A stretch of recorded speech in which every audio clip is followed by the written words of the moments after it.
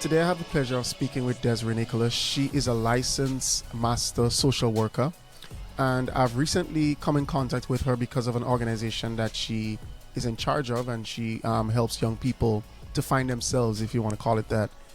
It's called Carry Cope Wellness. So today I'm very excited to be speaking to Desarie. Welcome, Desarie, and thank you very much for doing this.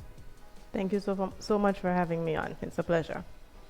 All right, so as with every conversation that we have with people, we always ask them to introduce themselves and tell us a little bit about themselves. So I'd be happy to learn more about you, and I'm sure my audience would be too. So can you tell me a little bit more about yourself and some of the things that you're involved in your area of expertise?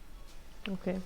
So, as you would have said, I'm a licensed master social worker. But before that, I'm going to take it back a little bit. I was born in Grenada, grew up in Grenada, went to the River Valley Government School, then moved on to St. Joseph Convent, Grenville.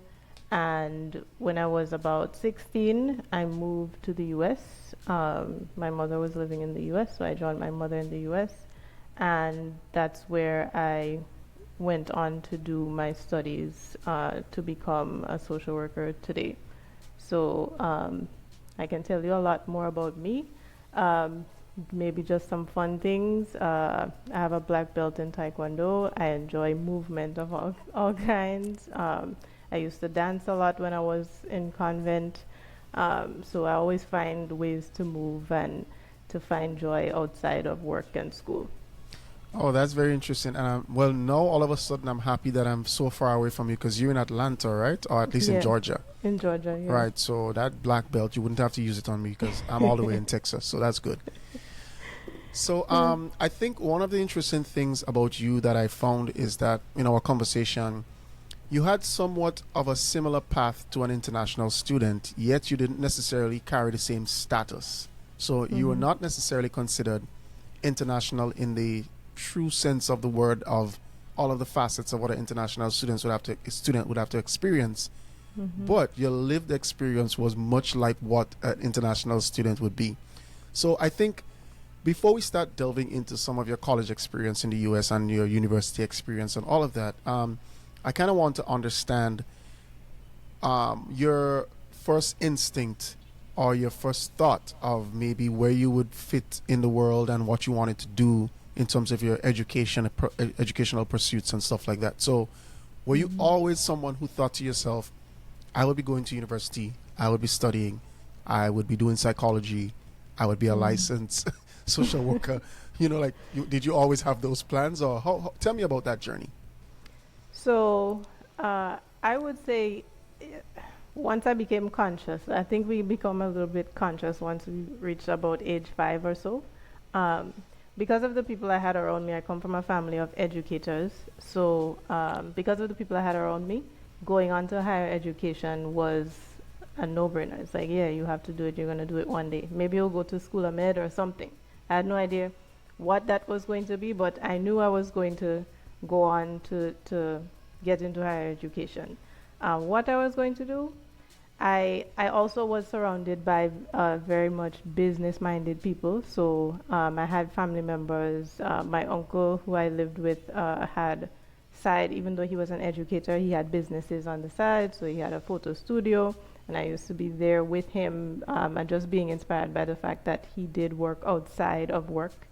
And I was also, when I was in convent, very much drawn to the different student clubs that we had. So I got involved in junior achievement. And that gave us a chance to become leaders in different ways, to create a business. And I remember we created a tutoring business when I was, I think, maybe Form 4. And we tutored children who were going up to do common entrance and things like that. So I served as the public relations officer on the team back then, and I remember being very passionate and even crying when we came in second that year because we took it so seriously, and that experience made me really want to lead in some way, create something in some way, be involved in business in some way, but I didn't know what area I wanted to do. So no, social work, social sciences, that was not on my radar. I remember, I think it was a team from St. George's University visited us when we were in convent and gave us these surveys and said, okay, we're going to take this, it's going to give us a sense of what your personality is, and at the end, we'll tell you what sort of careers you may be well suited for. And I remember vaguely seeing social sciences on there, but I had no idea what that was about. And so it said something about, people who care about helping others and things like that. I was like, okay, that sounds like me, but I have no idea. I don't know anyone who does this kind of work personally. So I left that alone, and my head was still on, okay, I want to do business. And when I went to the United States, I didn't know. I wanted to do business, but I didn't know what kind of business. I didn't just want to decide to go and study business and not really have a game plan, because I know I didn't just want to work for any business. It had to be something that I was passionate about. And so I was just seeking advice from different people, and I remember my mom coming to me one day and saying, well, you're trying to choose an area of study. And I was talking to, my mom was talking to her doctor, and the doctor told her, just based on my personality, she told her, tell your daughter to look into psychology. So I did that. I love to research. And so even if my mom couldn't give me a lot of information about what that was about, like that enough was a start for me. So I went and got on Google and went on a deep dive and found as much information as I could find. And I found things that I liked about the area, and I found things that I didn't like. I really liked that I would be able to help people. I knew I liked the idea of being a counselor, but there was a lot of schooling involved, and that was the first thing that I saw. It would be years and years of studying. I think I saw at the time was minimum 5 years of studying, maximum maybe 7. And I was like, I don't know if I like that, but I still decided to study psychology. So I did a bachelor's, and I don't know. I was still trying to find a way to. This is what I'll say.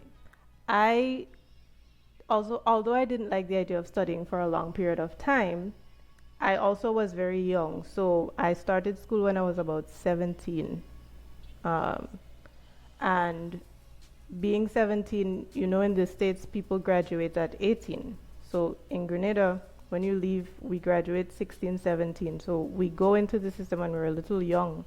So I told myself that me being in school for a long period of time was okay. One, because I was very shy, very sheltered, and going into the United States, living in a place like New York, it's very intimidating.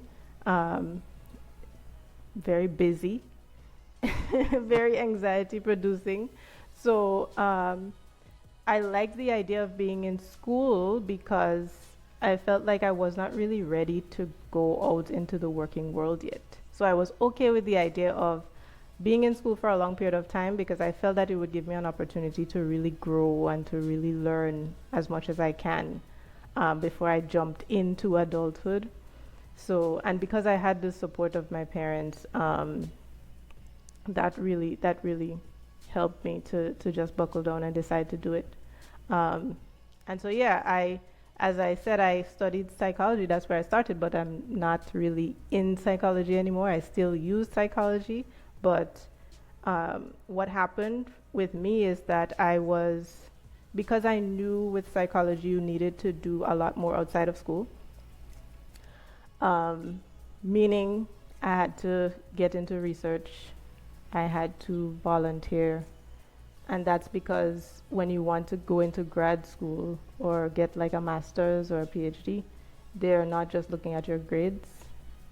So it's not about just going to school and taking classes. Because I knew that, I took a lot of opportunities, did independent studies, and that's where I ended up becoming a helpline intern at a place called the National Eating Disorders Association. Okay. And that's where I met my first supervisors, who were social workers. And that's where I learned what social work was, and I didn't know that social workers did counseling. I liked the fact that social work was um, a bit more varied than psychology. So, Okay. yeah, I really like that about it. I could work in any field. I didn't necessarily have to do counseling. I could work in organizational social work, work in human resources. I could work with politicians, creating policies. Social workers can do a lot of things. It's a very broad area, and it suited me because I have a lot of interests. So, and then the thing that really had me fall in love with social work was the fact that I could end up being a social worker without having to go all the way to PhD. When at the time I didn't have that much money. I didn't come from that much money to be able to pay for school, so I could do a master's and right out the gate get a license and be doing what I wanted to do at the time, which was counseling. Okay. So that's how I ended up here. All right. Well, it sounds as if you had a very winding experience to some degree because you started in one area and you ended up in another.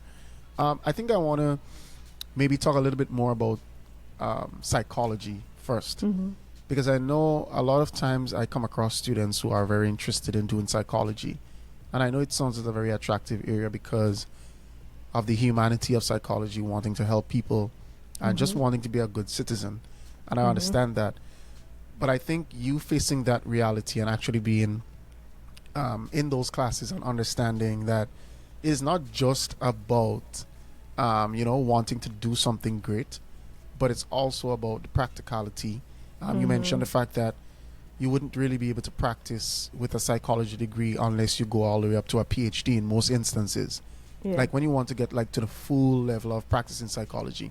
So can you talk about like the journey that it takes to be successful in psychology as you learned, and then obviously we'll talk about your social work switch and all of that, but let's just hone in a little bit more on psychology and whether or not like you would say that's the only way people could achieve the act of helping others and stuff like that. Yeah.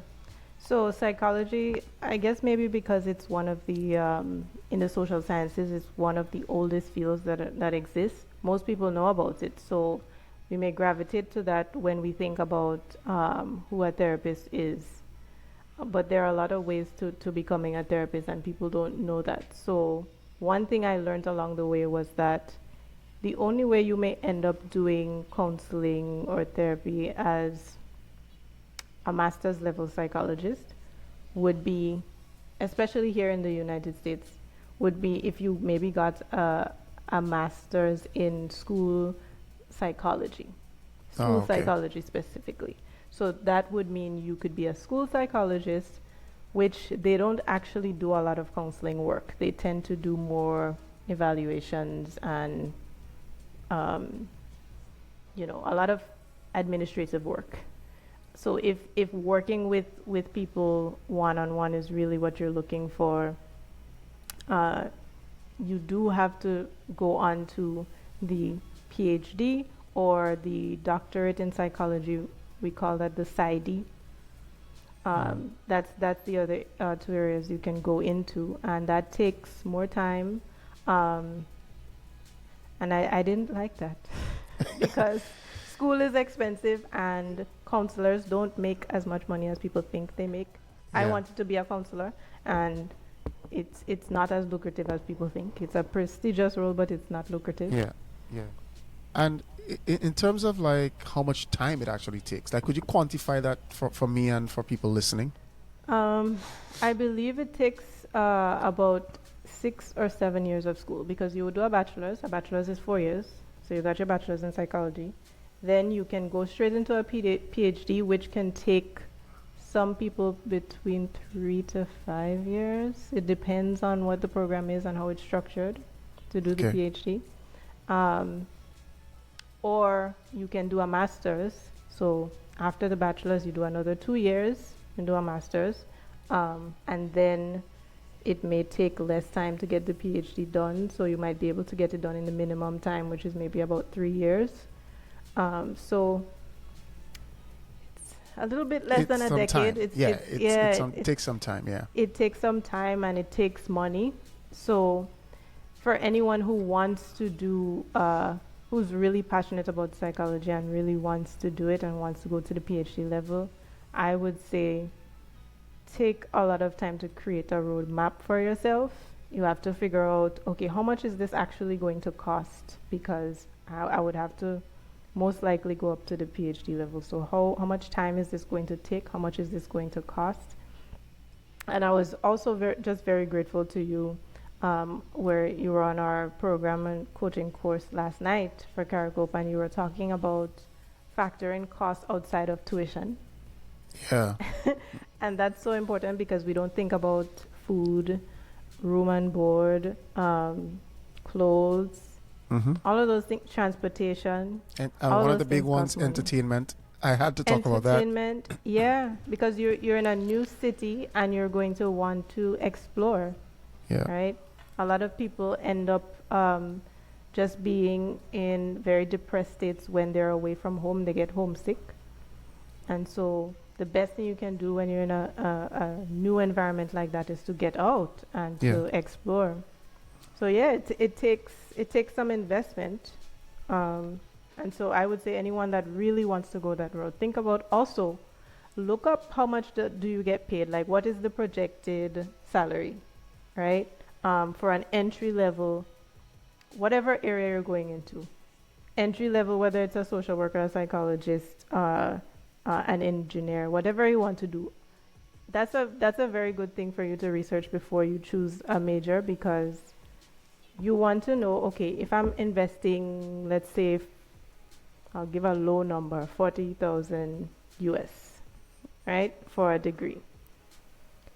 If you're going to come out making 30,000 with that degree, 30,000 US dollars, does that really make sense for you? And how long is, especially if you're taking a loan, how long is that going to take you to pay it back? Right? So you can find that information online. It's there. How much can I make at an entry level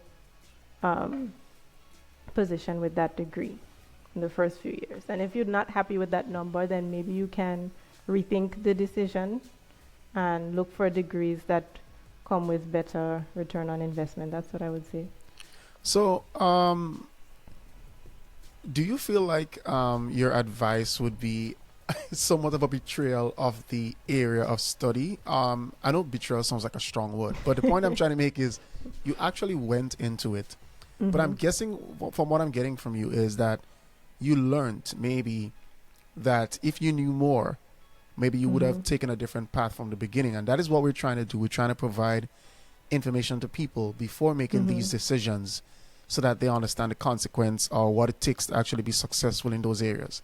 So in terms of, would you say it was just a lesson learned, and now you have like practical experience where you can give people different advice on how to get to that point where they want to get? So you can still be a counselor, you can still work with people, as you would tell us about what you do actually in a few minutes. But you know, like you did psychology too. So what would you say to that person who says, well, you did psychology too and now you're okay? Is it a matter of, well, I learned a different way, but after the fact? No, I went into it eyes wide open. So this was it for me. Passion was important, right? And so I'm not here to tell people that if this is something that they really want to do and maybe there are things that they don't like about it, that means they shouldn't do it. I would have to say you have to face some realities, right? So Okay. for me, I'm a very determined person. So if I decide that this is what I'm going to do and I know, okay, entry level, this is how much I can make, that is going to influence what schools I choose, because all schools don't charge the same amount for tuition, right? And that's how I made my decisions. It's going to influence the schools I choose, and it's also going to influence how I operate when I'm in university, so that when I'm done, I'm not just a degree, I'm actually an experienced person because you can be gaining experience while you're in school. So you can do things while you're in school to set yourself apart from other candidates. So I would say do as much research and go in with your eyes wide open because I had a situation where when it was time, because I had to, I wouldn't suggest anybody do a bachelor's in psychology and stop because there's not much you can do with that. If you're going to do a bachelor's in psychology, fine, but you have to understand that you would need to get to the at least to the master's level if you want to get anywhere with it and if you want to actually use the degree. So for me, I had to do that. I knew going in that I had to do that. And so I applied to 2 schools because that's another thing. It costs money to apply to schools, right? So I couldn't apply to a bunch of schools. I applied to 2 schools. I applied to the school I graduated from with the bachelor's, which was Hunter College, which is a city college where the tuition is less than a lot of the private schools. So this was a public school. And I also applied just for fun to I applied to Columbia University, which is which is an expensive Ivy League school. I didn't care at the time that it was expensive. I just wanted to see what would happen. If you would get in? Yeah. I just wanted to see what would happen.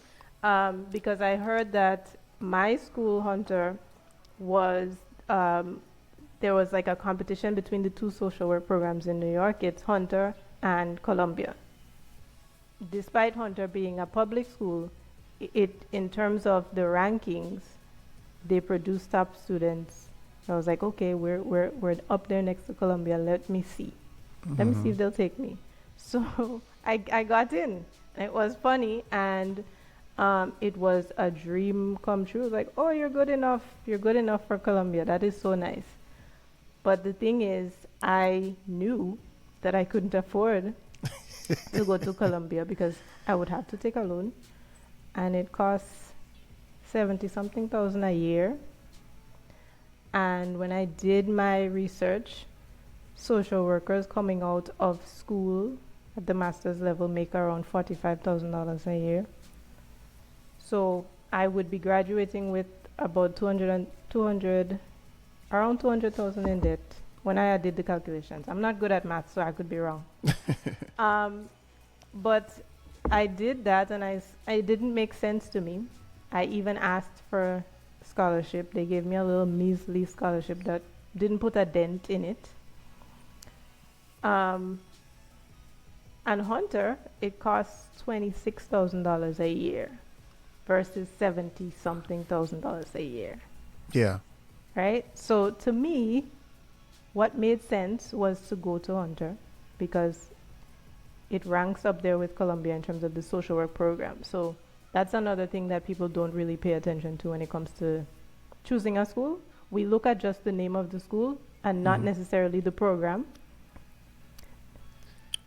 The program is important. The program itself can have a ranking that's better than the school itself's ranking, the area that you're choosing. I really like that you said that because it's never been something that I've really mentioned before. But sometimes a university could have a really good program, as you said, or a college that is really outstanding. Like they might have a really outstanding engineering program or engineering college. Or like in your case, they might have a really good social sciences program. But the overall university or the overall institution doesn't necessarily have the same clout as the Ivy Leagues and these types of schools. But ultimately, at the end of the day, your degree is worth what the program offers. So it's not just what the school says. Yes, the school can have some sway in terms of like when somebody sees a university that's more renowned, people might be like, wow, you went to this university, blah, blah, blah. But ultimately, how effective are you going to be? How are you going to function? And if another smaller university with a lower cost can give you that same type of experience and give you that same opportunity to maybe get a job, then maybe it might be a good decision to do that. Exactly. It's not just about the looks and you know, the flair and all of that. And I think people get caught up in that, and that's how they end up in so much student loan debt, Yeah. and may regret it after. So it was a whole thing. It created problems, like even with, you know, family around it, because it's like you got accepted to an Ivy League. Why wouldn't you go? One of the Obamas went there. Why wouldn't you go? And I'm like, they're not giving me enough money to go. If I'm so great, I'm good enough to get in, then maybe they could give me some money to go. Yep. And the school wasn't doing that. So I was like, I'm going to go to a school where I know the program is good. I know that the school has good relationships with the companies that hire social workers in the state. So I don't see how I lose anything by choosing the school that's not the Ivy League. So you have to really think about what's important when you're making these decisions, because, you know, a degree is not just about being flashy. It's going to impact your life, your career, and your financial standing moving forward. Yeah. And I mean, international students, it's always a cost for us that we have to think about because we don't know if we will be able to remain in the US and earn money. Unlike Mm-hmm. you moved to the US, so you know that even if you acquire a certain debt, you Mm-hmm. would remain in the US and that's where you're going to try to find a job. But in a lot of cases, we have to return to the Caribbean because we're not our countries because we're not sure if we'll get a job in those types of areas. And it's not one of Yeah. those areas that is it's a area that is heavily populated. A lot of domestic students do psychology and these types of things. So you have Mm-hmm. to think, how would I compete against someone who's domestic where the company doesn't have to file a H-1B visa for them and spend Mm-hmm. extra money to keep them there? So are you doing a degree that is really going to be desired by an employer so much so that they'll Yeah. want to actually file for you and keep you here? So that is really Mm-hmm. helpful that you mentioned it, and hearing it from someone who actually did it is really good because I think sometimes when we say it, it might be a little less relatable because we didn't actually follow that same path. But you Mm-hmm. have the actual experience, so it's really good to hear you mentioning that. So, you started in New York. You started your undergrad degree. Then you decided you're going to move to Well, you remained at Hunter College to get Yes. your social work degree, but you Mm-hmm. made the switch. Was this something that happened? Some advice that you got? Some program that you saw, a program description that you saw that you felt, you know what? Maybe this fits better with what I want to ultimately achieve, and I'll get to that point quicker with doing social work instead of psychology. Or was it a professor that you came across? How did you figure out that you wanted to make that switch from psychology to social work? Mm-hmm. So I learned along the way that psychology was more research based, and it can end up being like practical work you do in counseling, but a lot of it is research based. And if you're not a person, especially as you go up to the master's and PhD level, if you're not a person that likes to read a lot of boring research and papers and things like that, if you're not that type of person, you're not going to enjoy the degree. So, you know, and I had to do research, and I personally enjoy research, but I know a lot of people don't. Um, and so that was a factor for me. Although I like writing, I don't like spending a lot of time doing one thing. And what I liked about social work was how dynamic it was because I could fill different roles. So when I looked up and compared psychology versus social work, I found that social work would be more useful for the way the world was heading. Just because, and for me, I particularly with social work, I specialize in both health and mental health and the world of work. So I have a particular passion for understanding organizational psychology and just how mental health shows up in the workplace and what are organizations doing to keep employees.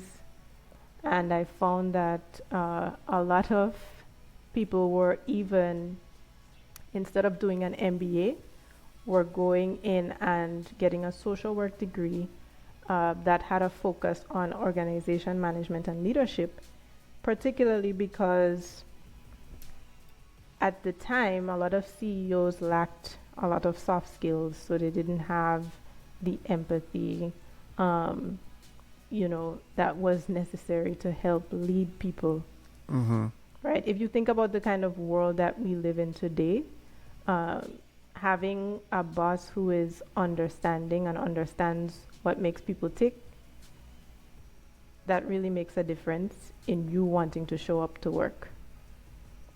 And so I found that degree to just be um, just so dynamic, and I was like, I could do anything with this. I could change my mind at any time with like what sector of the field I wanted to work in, and I really liked that.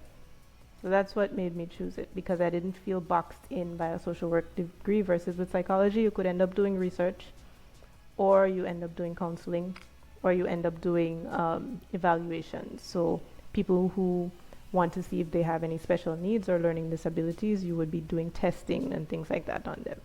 And I needed more variety. I needed to be able to switch. The world changes, I can change with it. So Okay. All right. All yeah. right. So I think you were one of those who decided, you know what? I'm not just going to follow my initial passion per se, but I'm still going to be adaptable. I'm still going to be flexible based on what's happening and the world and Mhm. the way that the world is moving. All right. Mhm. So currently you are a licensed social worker. You have a Mhm. master's degree, but you also have a licensure. So can you explain the difference? Okay, if I have a Yeah. master's degree, why can't I just do what you're doing? Like, why do I need to get licensed? And Mhm. what does that afford me? Does it make a difference in terms of how much I can get paid or all of that? So, could you just put us into that world of being a licensed master's and having a licensed master's degree Yeah. in social work? So you can just do the masters. However, it does affect your earning potential. So when you decide to do a social work degree, it's highly recommended that you get a license, because and the way to do that, you first have to get the degree, and then apply for the license, and then you have to do an exam. So it's a 4-hour exam. Um, just like lawyers have to take the bar, social workers have to take the ASWB exam. So we have a board that we follow. Uh, we have specific ethical standards that we follow, and the exam is there to kind of test that you know how to follow that once you get into the field. So a license puts you in a place where you are now trusted by an organization to work independently and to handle different crises. And so yes, you make more money when you are licensed. And in social work, there are 2 levels of licensure. So the first level is the level that I have, and then after that, there is after 3,000 hours of supervision, at least in New York State, after 3,000 hours of supervised work, meaning you're supervised by either a psychologist, a psychiatrist, or a social worker, you can then get a licensed clinical social work. You can become a licensed clinical social worker. So that's the license that I'm now eligible for and getting ready to take an exam for. But that one is more focused on you now being licensed as a therapist. So you would no longer need to have a supervisor. You can supervise people and help people get their licensure. It's so it's not just going to school and getting out. And even in the field of psychology, we have licensure as well. And what I would say for the Caribbean is the Caribbean islands are starting to have licensure requirements as well. So that's something to keep in mind. It can definitely help you if you decide to do a master's in social work. It will definitely help you to get a license before you leave the U.S. because even during the pandemic, I was looking at SU's website. They were hiring a lot, and they were looking for people who were either like social workers or psychologists, and they were looking for people who were licensed. But Grenada doesn't particularly give a license in social work, and they were asking for you to be licensed by a U.S. state. and I thought that was interesting. So it Mhm. just shows you how much weight a licensure has.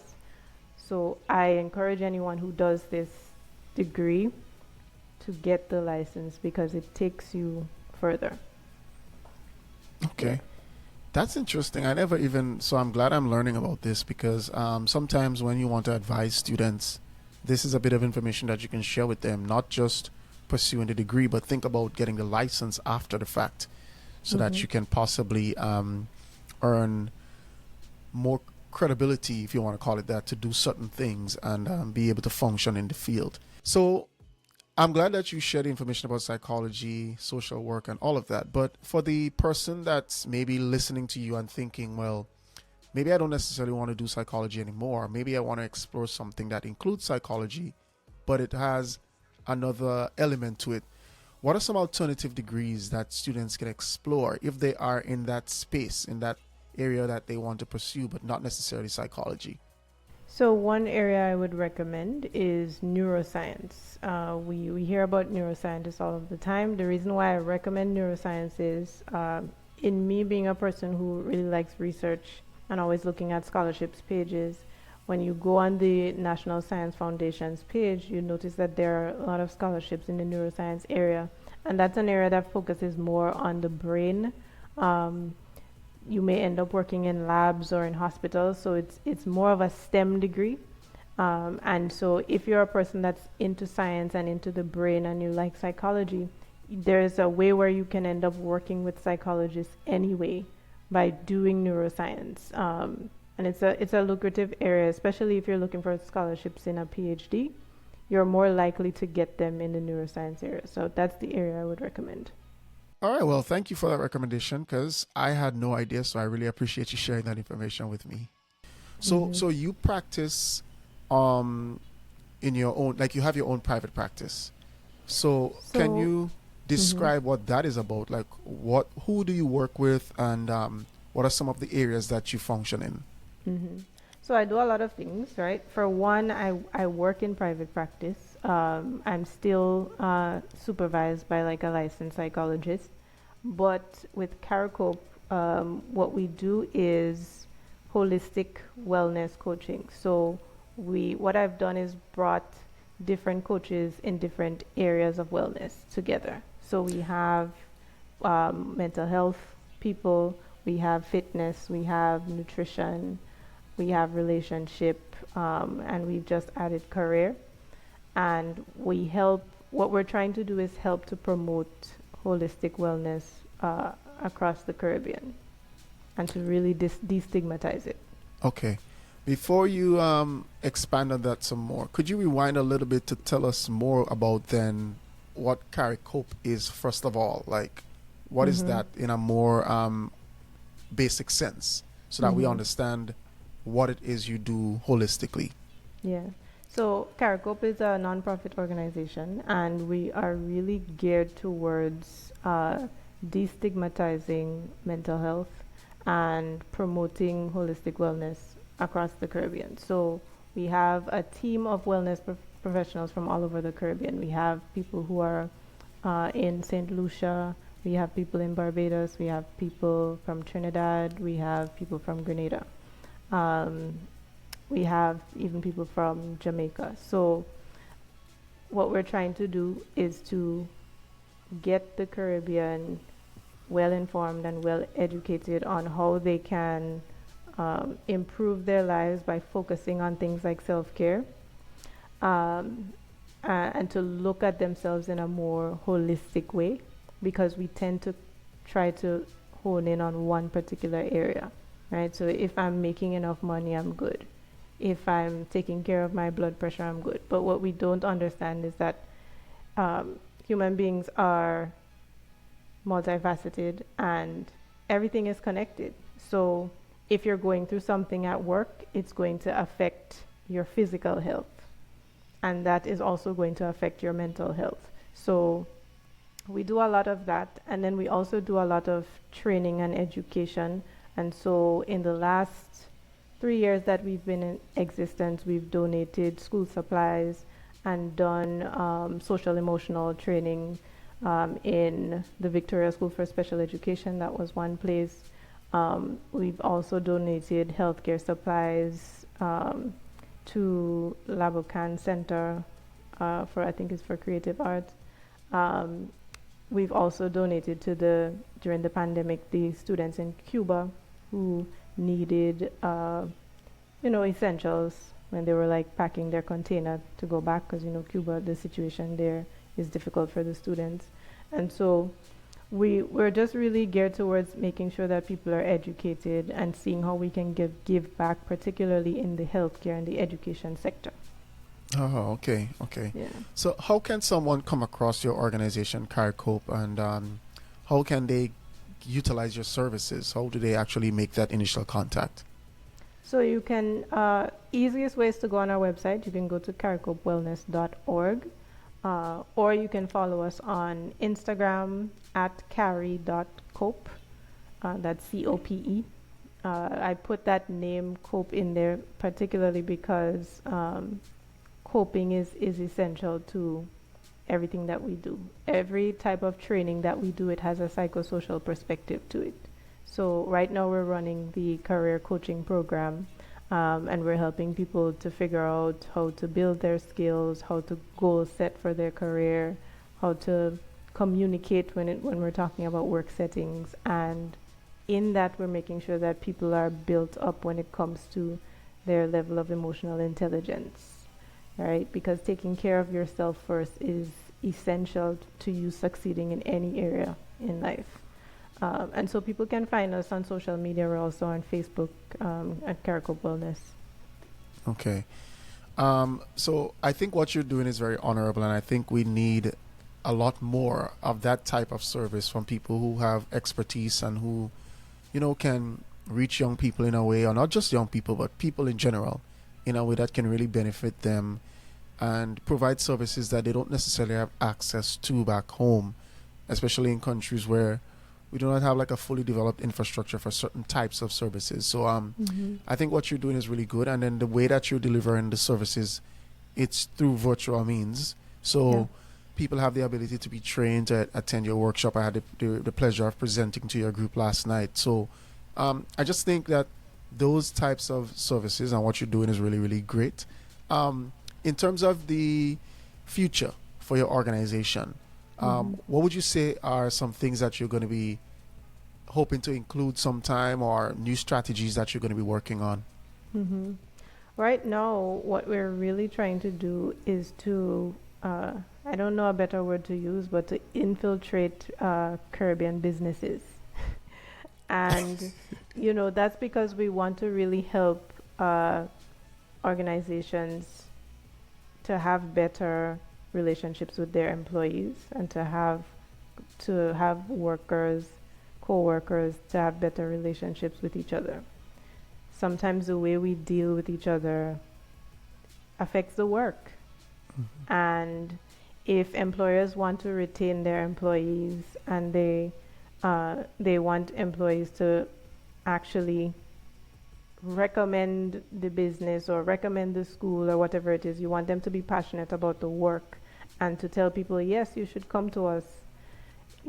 A way to do that is to provide training and professional development for your employees, right? So right now, the research says that when an organization provides professional development and they help their employees to grow as people outside of the work, employees tend to be more loyal, right? And they stay longer with the organization. So that means your organization will be strengthened by you investing in your employees. So it's not just about them knowing how to do the job, but how to become better people. That's really what we want to do. So we want to work on things like conflict resolution in the workplace, communication, collaboration, how to handle self-care, and all of that. That's really, really important if we just think about the pandemic that we just went through and just the state of the world right now. That's some really necessary areas of concentration and services that you guys are going to be going into, and I really look forward to the work that you are going to be doing.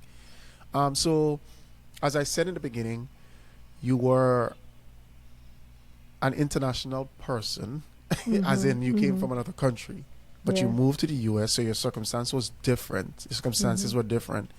And a lot of your experiences were similar to what international students have to go through. But what would you say to that person who maybe would be considered an international student, not necessarily like your case, Mhm. but somebody who, they're sitting at home, they may have this thought of what they want to do, but not quite sure how to get there. What words of advice would you give to that person? Mhm. Well, the first thing I would say is to go online and research and find organizations like yours, right? Like Global Ed, that's doing work to help you navigate and figure out what to do. So find mentors, find people who can give you guidance because it's okay if you don't know everything. No one expects you to, as an 18-year-old coming out of school. And that's why we have people who have gone through it to kind of help you through it. So ask for help. That's the first thing that I would say. Be willing to ask for help. Asking for help is not a sign of weakness. It's a very intelligent move to make, actually, when you ask for help, because you're just admitting, well, I don't know everything, and there are people who know more than I do. Mm-hmm. First thing I would say is ask for help. Yeah. All right.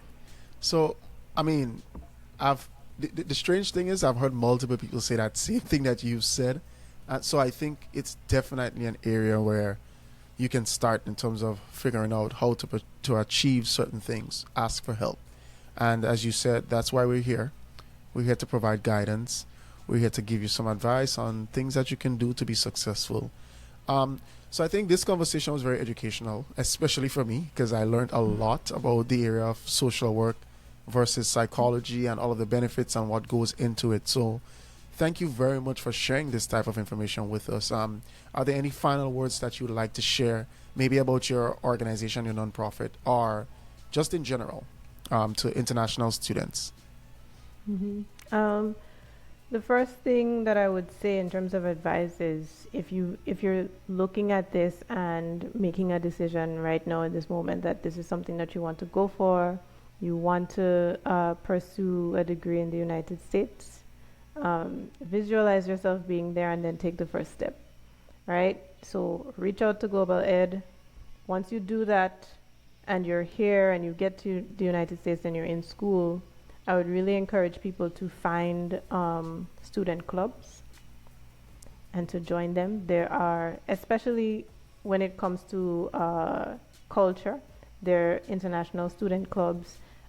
For me, when I found the Caribbean Student Union at Hunter College, it made the college experience so much better for me. Like I finally had like there was a room, the club had a room that I could go sit in. They had couches, it was comfortable. I had a place to sit when I had breaks.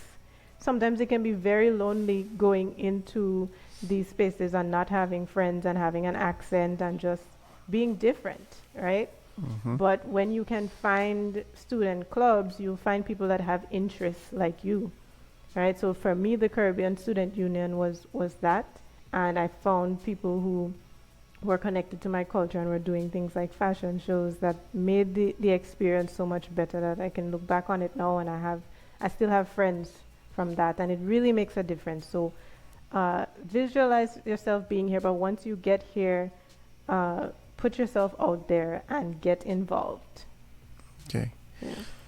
Yeah, so I think that's really, really good advice, and I hope that people would take that advice and act upon it, and hopefully you can realize your dreams and realize your aspirations too. So, Desiree, thank you very much for doing this. Thank you very much for sharing with us your experience. I hope that we can sometime along the line have a conversation about other things related to studying and pursuing education or even mental health and all of that type of stuff. So, I really look forward to further conversations with you. And thank you very much for being on today. Thank you so much for having me.